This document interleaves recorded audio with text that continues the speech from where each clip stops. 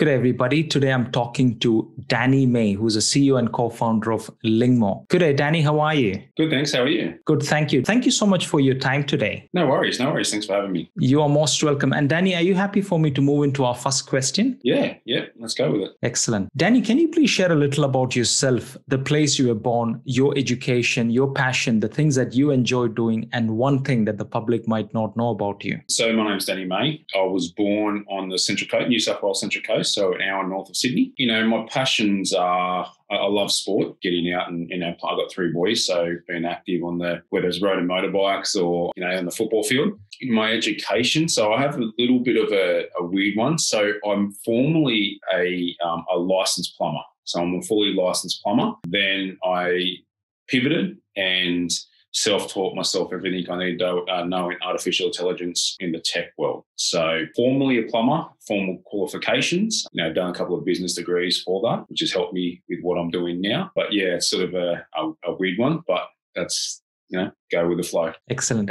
Thank you so much, Danny, for sharing that. And Danny, moving on to our next question. So can you please share about your work experiences before you started Lingmo, and what lessons have you brought forth from your previous work experiences into your venture? So as I mentioned before, I formerly was a plumber. So I have my own businesses there and I work for businesses, in the solar industry. I guess resilience is one of the things that I, took from being a plumber to where I am now in the tech industry. But also being a plumber, one of the big things that I have really taken across is when I go, say, for plumbing, you have to go into a new house and you have to visualize how someone wants their bathroom to look. So you got to visualize where all the toilets, showers and that are, so you can run all the pipes in the wall. So when you come to put all the nice looking stuff on, you don't drill through the pipes. So you got to visualize everything in 3D in every format. So where I am now in the tech business, I've had to do a pretty similar thing where you got to visualize what you want the tech to look like, how you want it to functionality, how you want people to use it, where it's enterprise or consumer, and start executing on building that out. So I guess that's one of the real big things from what I did in the past to what I've done now that I've brought forward. Excellent, Danny. And Danny, it's very encouraging that when you say pivot, usually people pivot, as a side hustle, but this has been a big pivot, isn't it? It's like, it's from it's not a normal one. Yeah, excellent. And it's very encouraging that you've actually been bold enough to take that, step and then learn through that process. I mean, you really need, I should think, guts to do such a big pivot. And so good on you for taking, those steps to actually do it and get it done. Good on you, mate. No, thank you. You got to have the guts, but you got to have the determination, because you have a lot of people saying you shouldn't be doing it because you're not from that industry. So it's determination and, guts is one thing, but you got to hear the word no and people putting you down a lot, but just keep persevering. I think it comes to passion. I think it all comes back to passion. Excellent. Thank you so much, Danny. And Danny, moving on to our next question. Can you please tell me, when did you start Lingmo and what was the inspiration behind this entrepreneurial venture? Lingmo was formed 6 years ago, and it was formed from an issue I had when I was traveling. So when I was doing plumbing, I was responsible for bringing solar hot water products into Australia. So I had to go to China and find the manufacturers, getting them imported in. So from that, the first trip to China, my passport was stolen. And I went up to a police officer. I downloaded a competitor app to try to communicate with the police officer. I said, "Hello, how are you?" into it, and it translated, "Hello, I love you."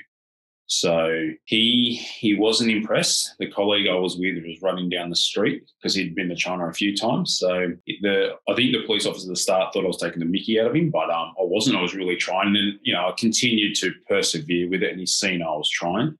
So from that's where Lingmo was formed across the need. I thought, how many other people are having the same issue around the world, and then come back, did market research and form Lingmo. Good on you, Danny. Anyway, it's good that the police officer did not take it in a rude way.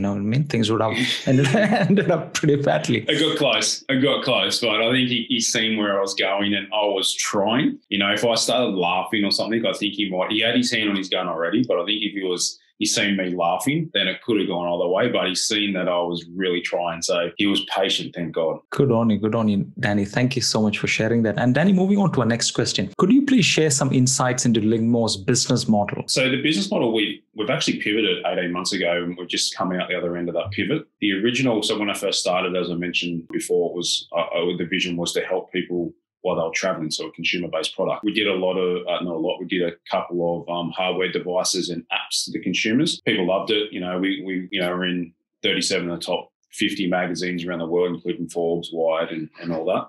So it was good on that trajectory, but we had a lot of enterprise customers come to us wanting us to pivot our software to suit their enterprise.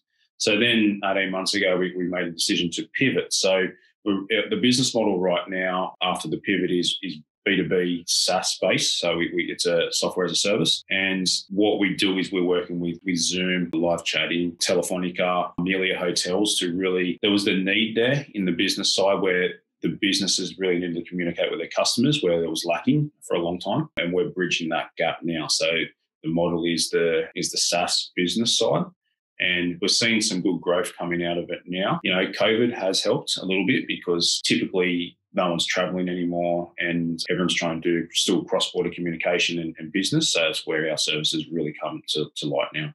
Excellent. Danny, thank you so much for sharing that. And Danny, moving on to our next question. So Danny, I think the language translation service or product is a much sought after element for businesses these days. With globalization, the gig economy, and now with COVID, and the cost saving reasons for which businesses outsource work to overseas tech centers.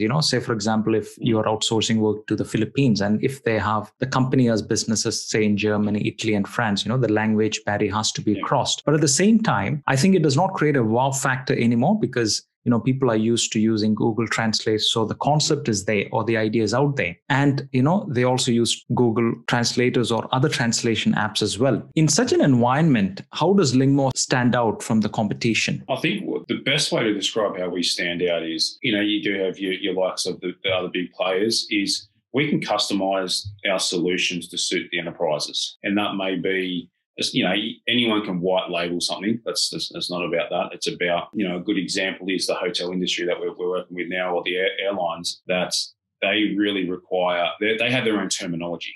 Like an airline has its own, like a captain of a plane has his own terminology on how he's got to, bank left or whatever he's got to do.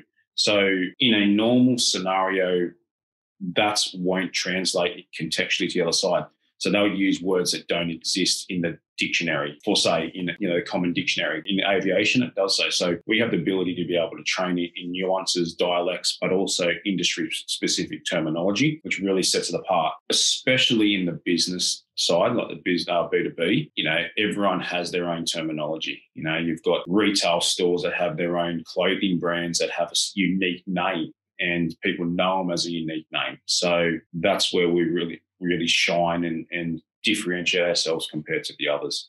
Excellent, Danny. And I think when you are sharing that, it sounds like there's so much of opportunity out there because, every industry, as you said, has different pain points and different terminologies and trying to capture that market. I mean, it's huge from what I'm hearing from you. Yeah, it is. And people just see the translation as translation, and there's so many different elements of it. So what I found, especially in the early days when Lingmo was conceived, that when I was in China and I said 4 words and 50% of them were wrong, I found, and it took someone outside the tech industry to find this out, that the translation of this company, they were translating it perfect. There was no problem with the translation. It was the speech recognition. So the speech input. I clicked US English or UK English, whatever it was at the time.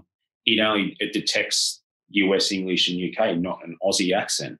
So that's where if it picks up a word wrong, it translates it wrong. So it's the whole thing snowballs. So in the market that we have now, it's not just translation, speech recognition market. You've got speech enablement for products, like you've got, smart home devices, you've got, speech to text on your phone so you don't have to write text messages now. You've got so much thing that's revolves around speech. And that's where, we see a lot of growth with what we do. It's what in the early days, what we perfected was the speech recognition.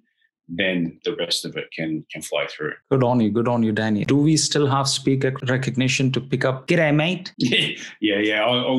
That's funny, actually, because we, being the translation side, we trained our system to learn "G'day, mate," because it just didn't translate when you went through the normal scenarios, it translated g'day to the other side, but it just didn't make sense. So we've gone g'day, mate. And when it translates to the other side, it actually says, hello, how are you now? Just so people can understand, we're not taking the mickey out of them. Good on you, Danny. Thank you so much for sharing that. And Danny, moving on to our next question. So looking at your website, I could see that Lingmo has a number of products. So one is Talk to You, Time to Translate, Lingmo Translate. And I think these products being customized for meeting market requirements, live chat translation, chatbot translator, Lingmo on Zoom, translating WordPress websites, multilingual customer support, and so on. Danny, how do you stay on top of product development?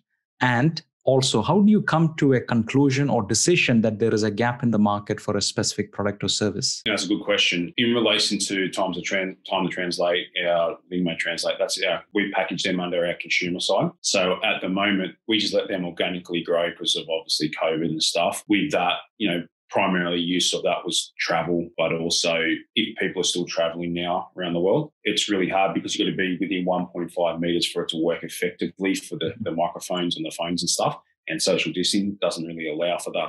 So we let them organically grow. But, with the other products, our B2B side, WordPress, Zoom and stuff like that, the underlying software that we have is exactly the same across all the products. So speech recognition, translation, everything is the same across all our platform. It's just how we sort of package the solutions to suit different industries or different needs. How we see a need on when we come up with when we come out with a new product or whatever it may be is just where the gap is. One of it's about getting our brand out there, but the other one is helping people in the mass. So, especially now during COVID, small, medium businesses really want to globalize their products so they're not localized. That requires, you've got website translation, which is WordPress. But then when you translate your website, you want to have a live chat. So if someone sends you a message, you can communicate freely. That's how the world's going now. But not everyone can type English. So that's why we did the live chats for customer engagement side. So the customer can type in their native language and the representative can reply in their native language and it translates in between. No one knows the difference. Zoom, again, what we're doing, we've been working with Zoom for 18 months, but we've got products coming out for them for the communication side. COVID, everyone jumps on Zoom now. Zoom's popularity went through the roof. So it's really how we try not to just, throw the fishing rod out there and hope to catch something. We just strategically try to look at what our business focus is. And at the moment, it's customer engagement. That's where our focus is and how can we help businesses better communicate with their customers, or in the business side for Zoom, how can they communicate with colleagues to make their business grow globally or customers. Excellent. Thank you so much, Danny, for sharing that. And Danny, moving on to our next question. So what has been the effect of COVID-19 on Lingmo? Obviously, it's affected everyone's business. You see the downturn in revenue. So from our side, consumer products sort of plateaued out because no one's traveling. On the business side, it's made things a little easier for us when we engage with customers now. Whereas the customers, we're talking big multinational companies, they had the need for translation, but they didn't really realize how much they needed it until COVID hit and no one could travel. And that they still needed to conduct business. So in that aspect, it's helped us out because people still have to communicate. The way of the world, you've got to communicate for business, whether it's you're traveling for pleasure or you're doing a $10 million deal, whatever it may be, you still got to be able to communicate. So it has, in the consumer side, it's affected massively, but because we already started the pivot in the business side, it's helped us to get ourselves through the front door with the big companies. Even the small companies are really starting to look and engage now, where before we could get in, but it might take 2 or 3 months just to get to the right person. Now you pick up the phone call, within a week you have the right person, you start talking through your products. So it's really helped people understand the need for communicating freely across borders. Excellent, Danny. And thank you so much for sharing that. And I think you're right when you said COVID has actually accelerated, I would think, that process for a lot of businesses because, everyone is sitting at home, in the safety of their home and business still has to happen. And then, you also realize that, there's a global marketplace or opportunities out there, but then language becomes a barrier. So, Lingmo coming into that space to solve that problem. I mean, it's a no-brainer, to be honest with you. So it's very encouraging that, you're able to leverage on the opportunities when it came forth. Yeah. And it's, I guess, again, we pivoted early. So we pivoted before COVID, 18 months ago. So we were fortunate for that. If we had to try and pivot when COVID was on, it would have been a lot harder. But we've seen it early on, not from a COVID side, but what enterprises kept on coming to us and they really want to be able to communicate. So we've just accelerated through COVID, obviously. And we're getting through the other end and we've been fortunate enough to be able to keep moving forward. Excellent, Danny. And thank you for that. And moving on to our next question. So I can see that Lingmo is trying to move with the trends in the market. I believe you touched on this before. I think one example of this is the Lingmo Translate app, which is available for Zoom users. And in this particular integration, Danny, what has been the customer feedback so far? Customer feedback is the customers love it. They love using it. To be honest, a lot of them didn't even know that Zoom had a chat feature like a Slack. It was their Slack, and I got to be honest. When I first did it, I have weekly calls with the head departments at Zoom because we've been working for a while, and it wasn't until one of the Zoom employees said, "I'll add you to a Zoom chat," and I've gone, "Okay, but once the video stopped, I won't be able to see it." And she goes, "No, we have a Zoom chat. It's like our Slack," and I've gone, "Oh." So it's the people that know about it love it because it was one of the issues that they had was communicating freely on that. People can communicate freely on Zoom chat now. It works, instantly, so it feels like you're having the same conversation. I think it's just the education to general public that there is a Zoom feature called chat. It's like Zoom has a Zoom phone and they got a few different verticals, not just the meeting side. So I think it's more the education side of what Zoom chat can do, but the people that use it day in, day out love it, because they can communicate freely. And it's for, it can be for cross-border communication for businesses. If you've got different offices around the world, it could be for education purposes. We've had a few education people come in and say they like using it to communicate with their students and stuff. So it has a broad range, and it's been good because people have been asking for it for Zoom for a while, and we've just happened to make it. Excellent, Danny. Then, the other thing that comes to my mind is when I look at the opportunity for Lingmo, there's so much out there. It could be the business vertical, it could be end users, people who are basically using it for their personal meetings, even over Zoom. But it seems to be like there's such a huge market. I mean, how do you stay focused on what your priorities are? Because you could probably spread yourself thin, you know what I mean? And you don't want to do that as well, because this is something that you have to incrementally develop, isn't it? It's hard.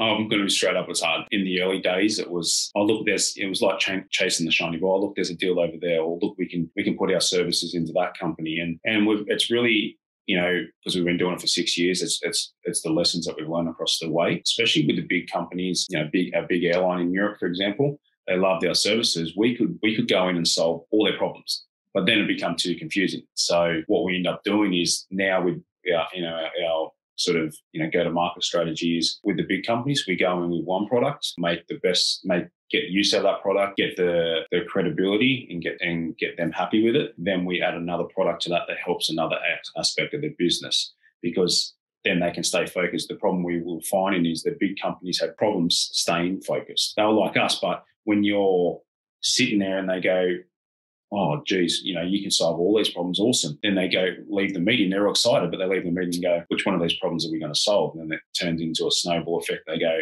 it doesn't go anywhere. So you go, "Well, I can solve. What's your immediate problem?" They go, "This is it." Okay, well, this is how we solve it. We get in, we do the product. Then once we get them happy and the validation for it, we move on to fixing another issue for them. And that's how we get through. Because if we do too much at once, their system may not communicate with ours, or it could be something, a bug in one of the systems during communication. And it could be a long process to try and work out what that bug is to fix it.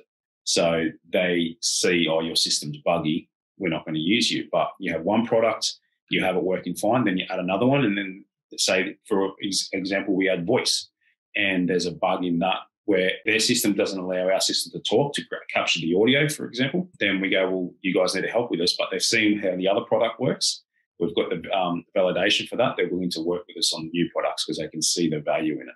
So that's how we sort of we go moving forward and try and stay focused. I think Steve Jobs said it where, it's not what you say yes to, it's what you say no to. So it's learning to say no. It's very hard. It is extremely hard, but it's keeping focus on your products and how they add value to people and move with that, because then if you spread yourself too thin, you'll look busy, but you won't get anywhere. Good on you, Danny. Thank you for sharing that. And Danny, when you mentioned that point, the other thing that was going through my mind is if the market, from what I can see, if the market is really huge, then there would naturally be competition, in the market. And have you seen a lot of people coming into this space to provide those customized services to different industries and verticals? And does it really throw a lot of challenge? Because, you might be thinking of getting into a specific industry and then you have competition there. Are you trying to be a niche in a certain industry, or are you trying to, again, focus on a few industries? How does that strategy work? We're trying to focus on a few industries to start. If we focus on one, but it's a niche market, then when you start going through investment side, the investors want to see bigger marketplace and, more market penetration. In the business side, like what we do with the business enterprise, there is competitors there, but we kind of keep to some competitors are niche, so they only do speech recognition, or some of them only do text to speech, some of them only do translation, and we do all of it, but packaging solutions. So there is a little bit of competition there, but you can't be afraid of going into competition because you just won't get anywhere. There's no use being an entrepreneur if competition scares you. In the consumer side, so when we did the earpieces, literally every week there would have been 2 or 3 competitors coming out of the woodwork.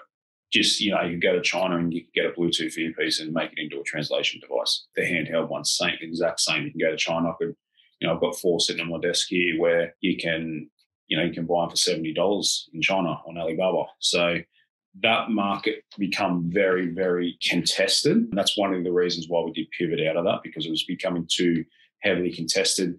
It come down to price, not the quality of the product. So it was really, the big players had a lot of money to really throw at it. And you kind of, unless you had the marketing dollars, you won't get anywhere. Whereas the business side is kind of nichey. So I guess, but that's all going to play out. A lot of those people that just come for the money probably won't last through COVID. So once COVID's finished, we'll be able to really strive on the consumer side again.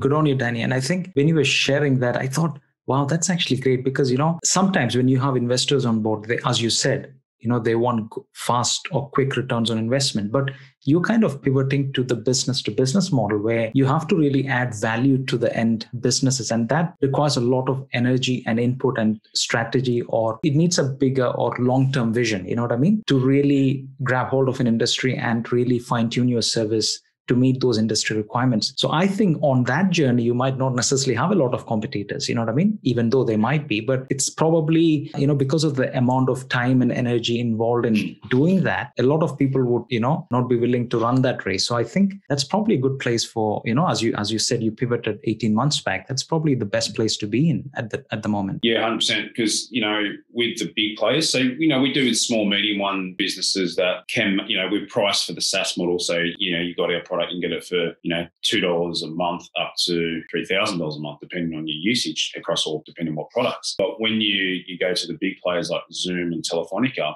so with a Telefonica, for example, they tested our solution for 8 months before we even got anywhere. They've got to make sure that our product stands up to a test of durability, accuracy, latency, dialect nuances against other competitors, for one.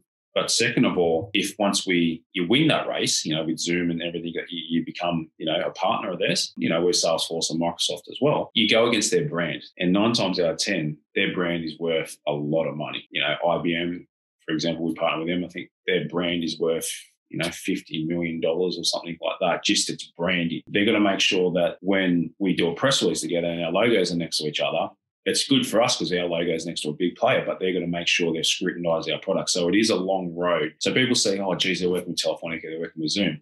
They don't see the 6-12 months before that, the day in, day out testing of the solution just to get to where we get to at the endpoint. Excellent, Danny. Thank you so much for sharing that. And Danny, moving on to our question. Listening to an interview you gave on Cheddar TV a couple of years back, you mentioned about the possibility of someone being able to pick up a phone, say in Australia, and make a call to, say, someone in Brazil, and being able to communicate seamlessly. How far has that vision or idea progressed? Progressed a long way, actually. We've had that actually available for about 4 years. It's when we tested it 4 years ago, it wasn't, the latency wasn't there. So it sounded like an old school international call. So the software and the artificial intelligence works effectively, works, within milliseconds. It's getting the speech recognition and translation from point A to point B. That's where the latency was really coming into it. The recent partnership we did with Telefonica, we're utilising 5G on the edge. We're seeing a big improvement in that latency. So we're just doing some testing now. So hopefully, middle of next year, we'll be able to have a proof of concept out there ready to go and make it available next year for everyone to use. Excellent. I think that'll be very exciting when it's out in the market. Good on you, Danny. Thank you. Thanks. And Danny, moving on to our next question. So moving forward, what are your plans for Lingmo? It's to be the go-to translation company, for not just for multinational, but also the consumer side. That's where we see ourselves, as you mentioned, voice over IP and picking up the phone call. That's where our software we want to get to, because that's the pinnacle for us. But then once you get to the pinnacle, it's about staying ahead of the curve and keep innovating and keep moving forward. So that's where I see us being one of the go-to companies for language, communication. It doesn't just have to be translation, it's communicating, no matter what it is, for people around the world. That's where we see ourselves. Good on you, Danny. Thank you so much. And Danny, moving on to our last question. So what are the life and business lessons that you would like to share someone who is planning to start a business or venture in Australia? There's a lot of lessons that I've learned. I guess the key ones is perseverance, especially now during COVID. If you've started a business and you're working through COVID, it's persevering through that. If you're about to start a business, a lot of people would be saying, don't do it because you're in an economic downturn. But that's where a lot of good businesses start, in the economic downturn, because if you can build a business now and get people to pay for it when times are good, that means it's going to flow through.